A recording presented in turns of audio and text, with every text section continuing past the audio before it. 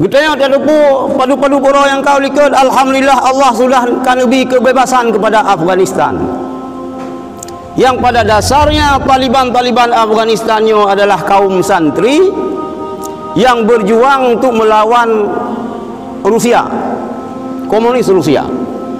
Dalam perjalanan kaum santri Taliban Afghanistan disusupi oleh Taliban yang lain, yaitu disusupi oleh Wahabi.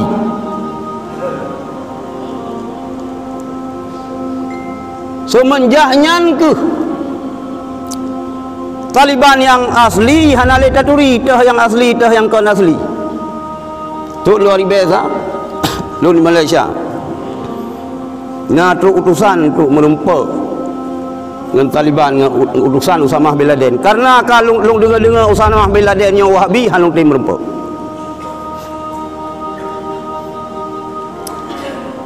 Sesungguhnya itamang Taliban Wahabi lang Taliban Afghanistan yang dididik oleh Amerika, dijuk biaya oleh Saudi, ujung-ujungnya untuk mencitrakan imej yang hanagat citra Islam kepada dunia.